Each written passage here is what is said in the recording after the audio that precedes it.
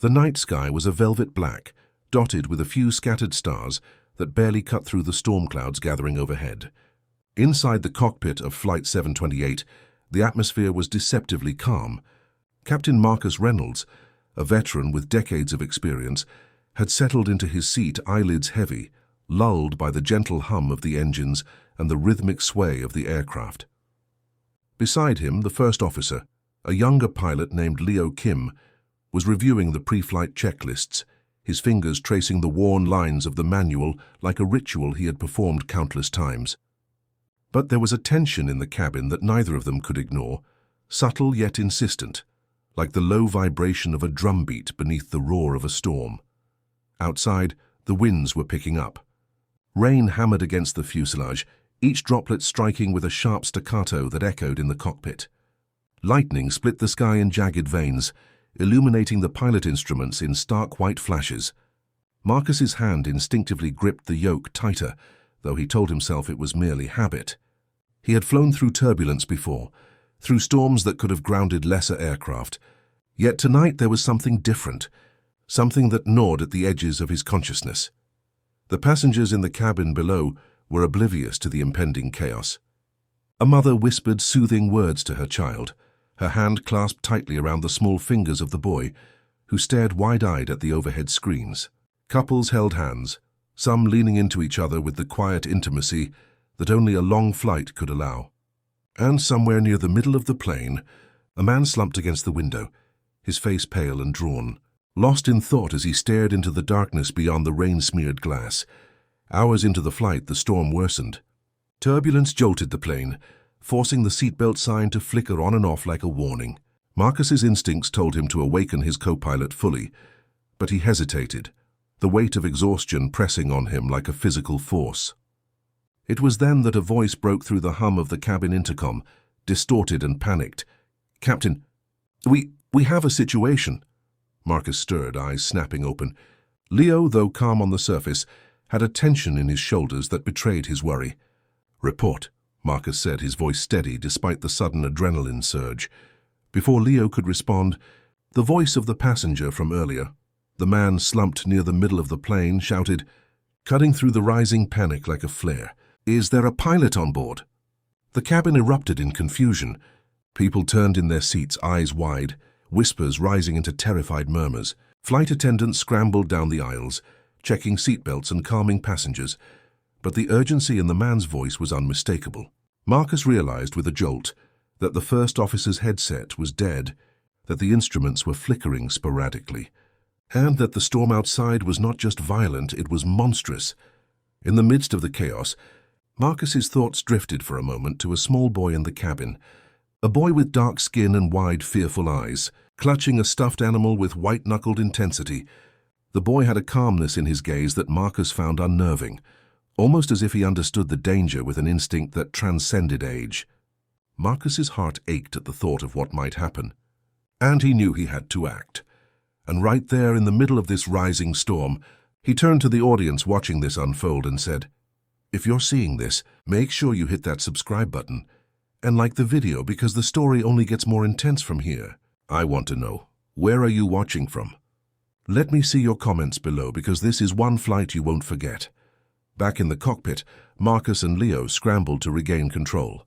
The engines were sputtering under the strain of the wind, and the navigation systems were flickering, leaving them almost blind in the storm. Marcus's hands moved over the controls instinctively, a lifetime of training kicking in. But even so, he felt the fear gnawing at his chest.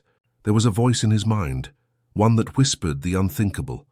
What if this was the flight where everything went wrong? Below them, the passengers braced themselves. Oxygen masks dangled from the overhead compartments, waiting for the moment when they might need to drop. The storm seemed to grow with each passing second, as if the heavens themselves were testing the pilot's resolve. And the boy, still clutching his stuffed animal, whispered a prayer under his breath, his small lips moving soundlessly but filled with hope and fear intertwined. As Marcus fought to steady the plane, Leo called out, "Captain, we've got a structural alert, hydraulic failure in the left wing." The word struck Marcus like a physical blow. His mind raced, calculations running faster than he could speak them. They had minutes, maybe seconds, to stabilize the aircraft before disaster struck. The man who had shouted earlier continued to shout, his voice a mixture of panic and clarity, pointing out to Marcus the areas of the plane that seemed most at risk. And for a brief, fleeting moment, Marcus realized that sometimes the most unexpected voices, the ones you least expect to save you, can become your lifeline in moments of peril. The rain lashed harder. Lightning cracked the sky. And Marcus knew that the fight to survive had only just begun. The plane groaned as if it were alive, each twist and shudder echoing through the fuselage like the heartbeat of a creature in pain. Captain Marcus Reynolds and First Officer Leo Kim worked in unison, their eyes scanning the flickering instruments as the storm battered the aircraft from every angle. Outside, the night had transformed into an endless wall of black and white streaks, rain slashing sideways, wind tearing at the wings, and lightning illuminating the chaos in harsh staccato flashes. The passengers below could feel the turbulence in every bone, and cries of fear and whispered prayers filled the cabin as the plane pitched and shuddered violently. Marcus's hands were white-knuckled on the controls. Every decision mattered, every second counted, and one wrong move could send them spiraling into the dark waters below. The hydraulic failure in the left wing made it feel like they were flying on a knife's edge. Leo's calm voice cut through the tension, giving Marcus critical updates. But even the younger pilot could not hide the strain that tightened his jaw and furrowed his brow. In the cabin, the small boy with the dark skin, now tightly gripping his stuffed animal, looked at the chaos around him with a strange sense of understanding. He wasn't crying, wasn't screaming. Instead, he whispered words under his breath, a silent mantra that somehow brought a strange calm to those near him. The mother holding him glanced down and whispered, "It's okay, sweetie. We'll be fine," though her voice trembled with fear she could not hide. People around them clutched each other, strangers leaning together for comfort, forming fragile human chains of hope amid the storm. Meanwhile, Marcus's mind raced. He remembered all the flights he had taken, all the emergencies he had survived, but nothing in his decades of experience compared to this. The storm was relentless, merciless, and unpredictable. The plane's instruments flickered again, then stabilized, then flickered once more. Every system seemed to hang by a thread, and Marcus knew that the line between survival and disaster was thinner than the rain streaking the windshield. The man who had shouted earlier, the one who had demanded a pilot, had moved down the aisle, assisting passengers, giving calm instructions, and even helping some of the elderly fasten their seatbelts tighter. His presence was unexpected but reassuring. Even in his fear, he became an anchor for the others. Marcus noted him in the corner of his mind, realizing that courage could come from the most unlikely people, and that in moments of crisis, human connection could be as critical as any instrument or system on board. Suddenly, a deafening crack split the cockpit as lightning struck near the plane. The instruments went dark for a heartbeat, and the plane lurched violently, throwing Marcus and Leo against their harnesses. A chilling silence followed, broken only by the screaming of alarms and the rattling of the fuselage. Marcus's heart raced. "Brace for sudden drop," he shouted, his voice barely audible over the storm. The plane plummeted for what felt like an eternity. Before Marcus's experience kicked in, and he leveled it with the yoke, fighting against the violent winds. Below, passengers screamed and held on to whatever they could. But there was one strange calm, the boy. He did not scream, he did not cry. He simply whispered something inaudible, his eyes closed, small hands clasped tight. Marcus realized he was praying, but it wasn't the desperation of fear. It was a prayer of hope, a belief that somehow they could survive this night. And in that moment, Marcus felt a strange sense of responsibility, not just for the aircraft, but for every soul on board. He knew he couldn't fail. Not for himself, not for Leo, not for the boy clutching his stuffed animal with silent courage. The storm raged on. Wind battered the fuselage like fists against steel, rain assaulted the windows in sheets, and lightning continued to dance across the black sky. Marcus called out coordinates, checking their course, trying to calculate a safe descent through the raging weather. Leo monitored the hydraulic system, giving him updates that felt like lifelines, and together they became a singular force against the storm. Every move was precise, every adjustment critical, And though the plane groaned and shuddered, Marcus felt a grim determination settle in him. He would bring them down safely, even if it meant risking everything. As the minutes stretched into what felt like hours, the passengers began to calm slightly, sensing the pilot's determination through their steady voices and controlled movements. The mother holding the boy whispered softly to him, "See, we're going to make it." The boy nodded, still clutching the stuffed animal, eyes fixed on her with silent trust that mirrored Marcus's own resolve. In those moments amid chaos and fear, human courage, both visible and unseen, became the guiding force, and Marcus realized that the fight was not just against the storm, but against panic itself. And yet, despite their skill and courage, Marcus knew the hardest part was still ahead. He could feel it in his bones. The storm was not yet finished. The plane was still vulnerable, and the night held more dangers than they could anticipate. He tightened his grip, glanced at Leo, and whispered, "We can do this. Stay with me." Leo nodded, the younger man's face taut but resolute, and somewhere deep inside, Marcus found a thread of hope, fragile but unbroken, that they could make it through the storm together, not just as pilots, but as protectors of every soul on board. The storm showed no mercy. Flight 728 pitched and rolled like a small boat in a tempest, lightning illuminating the fear-stricken faces of passengers in quick, blinding flashes. The rain hammered the fuselage with unrelenting force, and the howling wind sounded like a chorus of warnings, as though nature itself was challenging the pilot's resolve. Marcus Reynolds, sweat streaming down his forehead, scanned the instruments, his eyes catching every flicker, every warning light, knowing that one misstep could be catastrophic. The hydraulic system on the left wing groaned ominously, threatening further failure. Marcus barked commands to Leo, whose hands were steady despite the tremor in his voice. "Throttle back slightly. We need to ease the strain on the wing." Marcus shouted over the roar of the storm. Leo complied instantly, adjusting the engines with precision born of countless hours of training. Below, passengers clutched their seats and each other. A young woman buried her face in her husband's shoulder, while an elderly man gripped the armrest with knuckles white from fear. In the middle of the cabin, the small boy remained astonishingly calm, holding tightly to his stuffed animal. There was something almost unearthly about the serenity in his eyes, a quiet understanding of the danger surrounding him. Marcus had noticed him earlier, and now, in the midst of chaos, he realized that this boy's calmness was oddly contagious. A few passengers near him had begun to breathe more steadily, drawing comfort from the child's composure, even as the plane shuddered violently.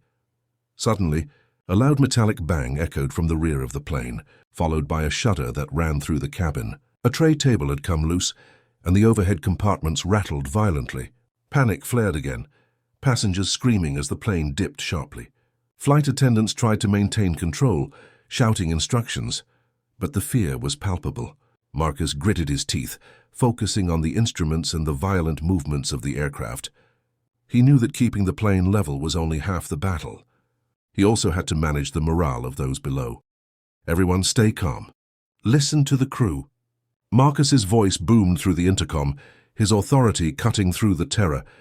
"We are trained for emergencies, and we will get through this together."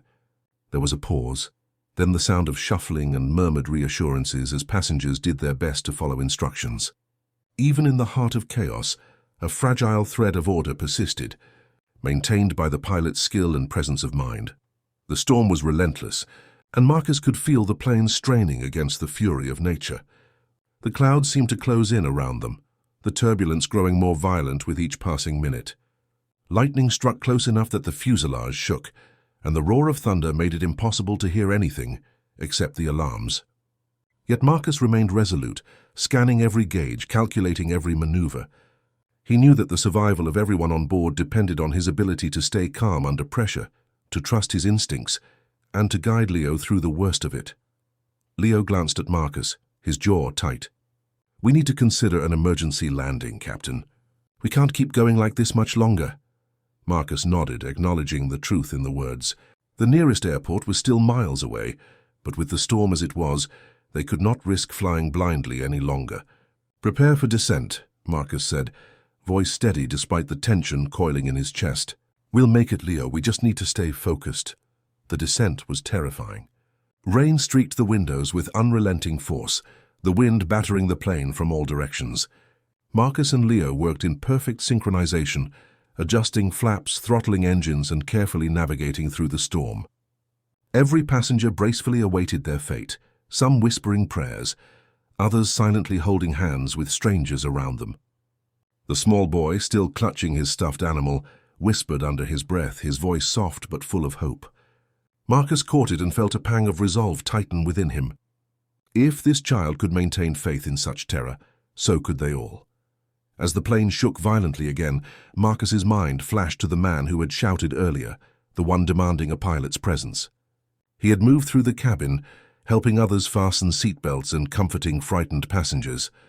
Now Marcus realized how vital courage could be in any form, from the smallest child to the man standing bravely in the aisle. It was courage that held the cabin together, courage that would allow them to survive this night. The runway lights finally appeared in the distance, cutting through the darkness like a promise. Marcus's hands tightened on the controls, eyes locked on the illuminated strip, feeling the weight of responsibility pressed down on him.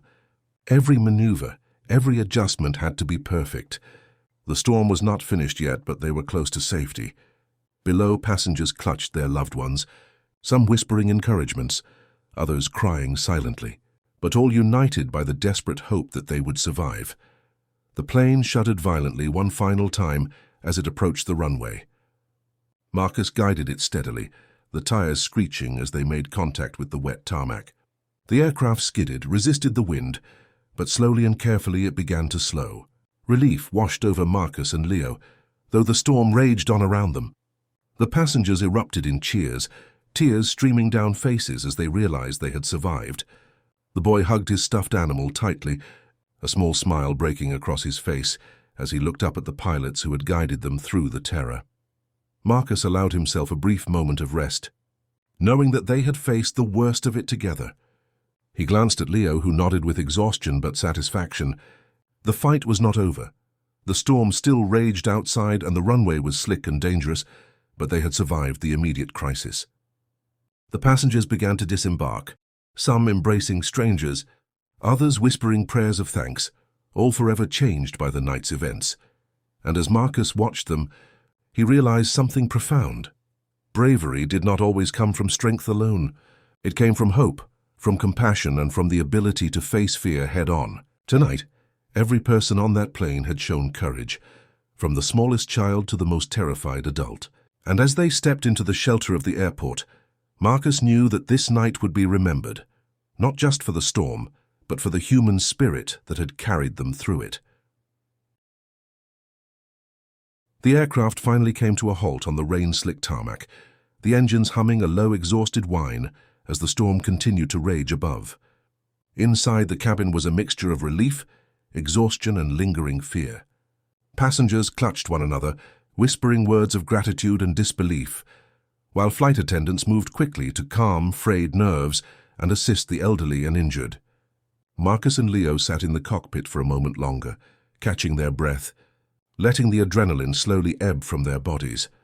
Marcus's eyes drifted to the small boy with the dark skin, still clutching his stuffed animal tightly.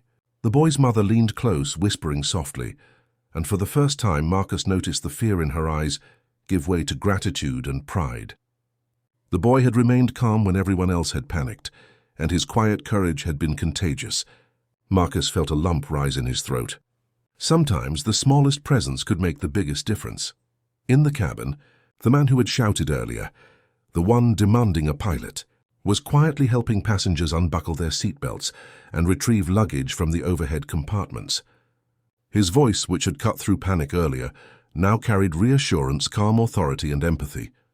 He smiled faintly at Marcus and Leo through the cockpit window, a silent acknowledgement of the shared struggle they had endured. Marcus realized that heroism came in many forms, not just in the cockpit, but in the courage and support of those around you. Outside, emergency crews had gathered under the rain, prepared for any mishap, but seeing the plane intact, engines still running, they allowed themselves a sigh of relief. The storm continued to batter the airport, but the danger that had gripped Flight 728 for hours had passed. Yet for Marcus, there was little time to rest. The passengers had to be escorted safely. The aircraft needed inspection, and reports had to be filed. But as he glanced at Leo, a small smile formed. They had done it. They had faced the storm head-on and emerged victorious, not just by skill but by resilience, trust, and courage. The passengers slowly began to disembark. Marcus watched them, noticing the young mother hugging her child, the elderly man helping his wife step carefully, and the strangers who had shared, whispered encouragements and reassuring touches during the flight. Each person carried their own story of fear and triumph, and Marcus felt honored to have been a part of this fragile, powerful network of human connection. He remembered the small boy who had not cried, who had whispered prayers, and whose courage had reminded everyone that even in the darkest times, hope could be found in the most unlikely places. The airport terminal was alive with commotion. Passengers called loved ones, their voices trembling with relief and excitement. Some sat in silence, still processing the terror and relief they had just experienced. Marcus and Leo finally stepped out of the cockpit, exhausted but resolute. They were greeted with gratitude, with people offering heartfelt thanks and sharing their relief. The small boy ran up to Marcus, still holding his stuffed animal, and smiled shyly. Marcus knelt down and spoke softly. "You were amazing. You kept everyone calm." The boy's mother joined them, whispering words of thanks. In that moment, Marcus understood the profound impact one small act of courage could have on so many lives. Yet, even as the immediate relief washed over everyone, Marcus knew the emotional storm had only just begun. Some passengers would replay every terrifying moment. Some would wake in the middle of the night haunted by the fear, and some, like the small boy, would carry forward the quiet bravery that had guided them through the night. Marcus felt the weight of responsibility settle heavily upon him, not just for the flight, but for the ripple effects that fear and courage could leave behind. As he walked through the terminal, Marcus noticed quiet conversations, tears being held back and hands clasped tightly. He overheard a passenger whisper, "I've never been so scared in my life, but I've never felt so grateful either." Another mother held her child and said softly, "We made it because we all stayed together." It was these moments, these human reactions, that stayed with Marcus the most. The storm outside had been fierce, but the storm within each passenger had been met with bravery, trust, and an unspoken unity. Later, in a small lounge set aside for the flight crew, Marcus and Leo sat in silence, letting the adrenaline drain from their bodies. They had survived the storm, but they had also witnessed something deeper, the way ordinary people could rise to extraordinary courage in moments of life-threatening fear. Marcus looked at Leo and said, "Tonight wasn't just about flying a plane. It was about people, every one of them.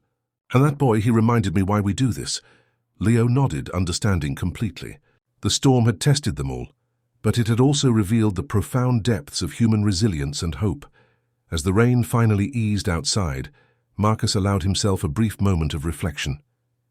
The night had been harrowing, the challenges immense, but in the faces of the passengers, the bravery of a small child, and the unwavering support of his co-pilot, Marcus found something that no storm could take away, the undeniable proof that even in the darkest times, courage, hope, and humanity could shine the brightest. The next morning, the storm had passed, leaving the airport slick and glistening under the pale light of dawn. Marcus Reynolds and Leo Kim walked slowly across the tarmac, the weight of the previous night's ordeal pressing on their shoulders.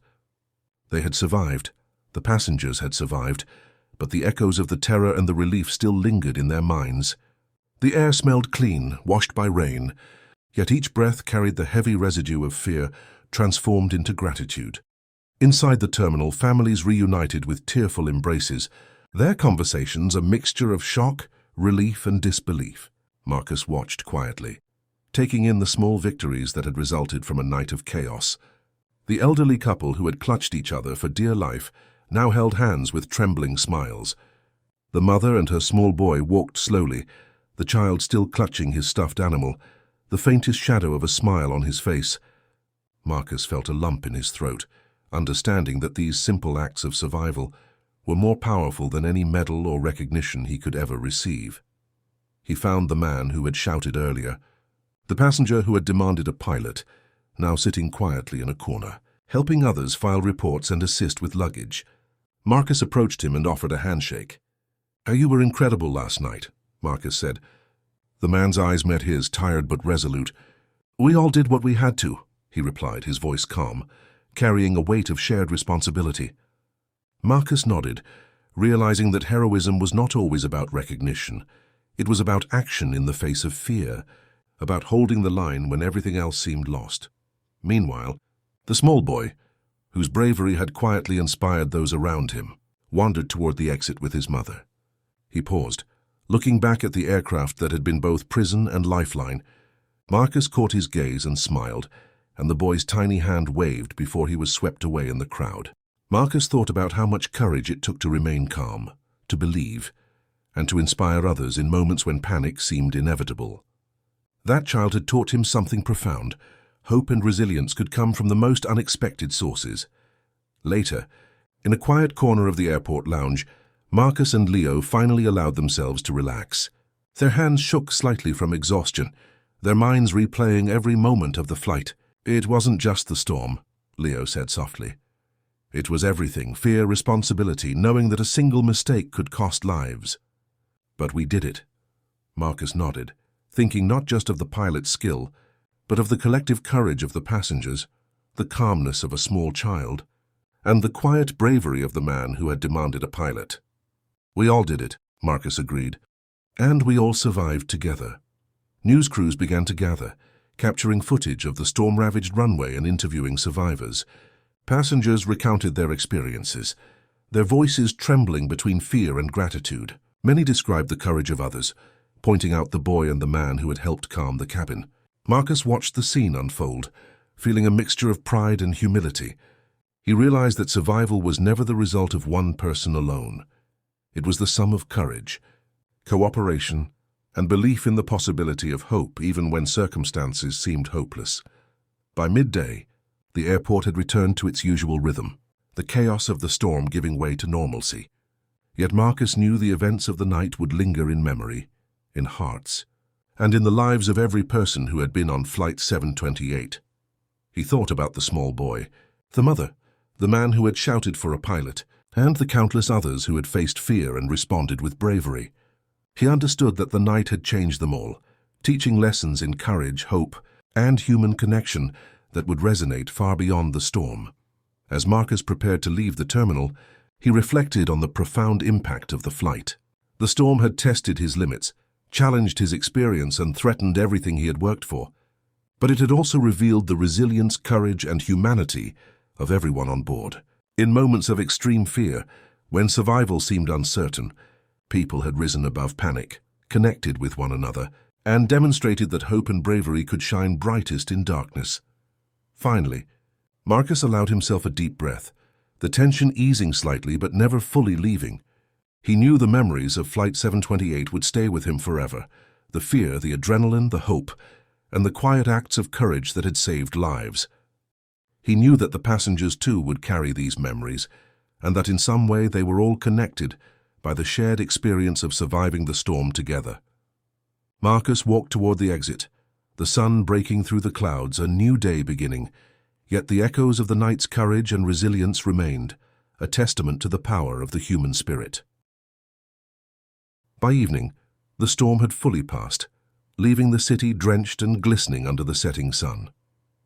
The passengers of Flight 728 had dispersed, heading to their homes or awaiting onward travel, yet the experience of the night lingered in their minds like a shadow that refused to fade. Marcus Reynolds sat quietly in a small lounge at the airport, the hum of the terminal around him, a comforting reminder of life continuing. He reflected on the ordeal, the terror, the adrenaline, the moments when he had thought survival might slip through his fingers. He thought of the boy with the dark skin, whose calmness had been a beacon amidst the chaos. Marcus recalled how the child had whispered prayers and held his stuffed animal tightly, an unassuming hero in a flight full of fear. That quiet bravery had inspired not just the passengers around him, but Marcus and Leo as well, giving them strength to guide the plane safely through the storm. He realized that courage often came in the smallest forms, in quiet actions, and in unspoken belief that things could be made right. The man who had shouted for a pilot was also on Marcus's mind. He had moved through the cabin like a guardian, assisting those in need, calming panicked passengers, and providing an unexpected source of leadership. Marcus felt a deep respect for him, not just for his courage, but for the empathy he had shown in a moment of extreme crisis. It reminded Marcus that heroism was not limited to rank or training. It was in acts of compassion, presence, and selflessness, often when one least expected it.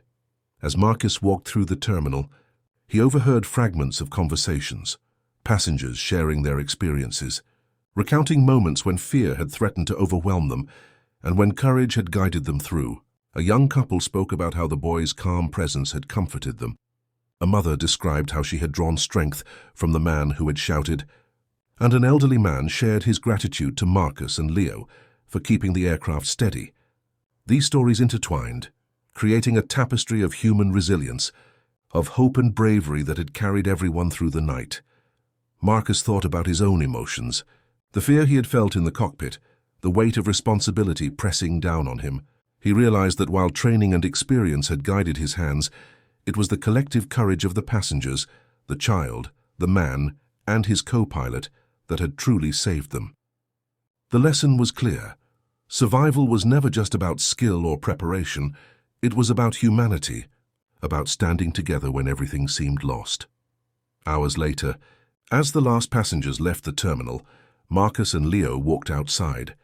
The storm had left the city sparkling, wet streets reflecting the soft glow of streetlights. The tension of the night had eased, but a sense of profound reflection remained.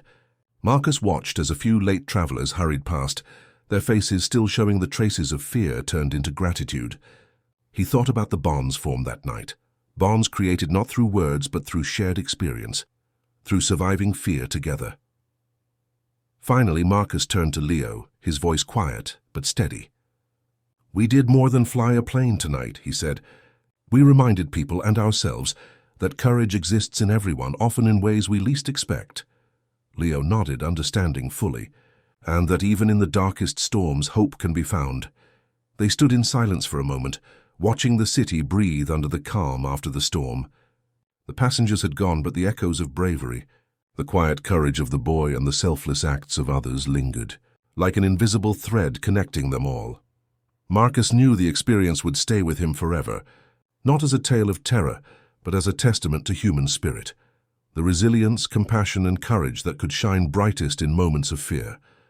He thought of the boy, the man, the mother, and every passenger who had faced the storm, and he realized that sometimes the most profound victories were not measured in skill or survival alone, but in the quiet strength that humans show when confronted with the impossible. As night fully settled, Marcus walked back into the airport, ready to report, ready to face whatever came next, but carrying with him the lesson of the storm. That courage, hope, and humanity were stronger than fear, more enduring than the darkness, and that even in moments when everything seemed lost, people could rise together to create something extraordinary.